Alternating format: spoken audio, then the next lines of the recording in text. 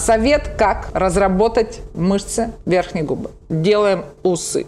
И пытаемся удержать и разговаривать. Старайтесь говорить все, что угодно, кому угодно. Если он спадает, придерживайте. Если не спадает... Расцветали яблони и груши. Вот знаете, идет напряжение еще вот этих мышц. Самое главное, не бойтесь кривляться.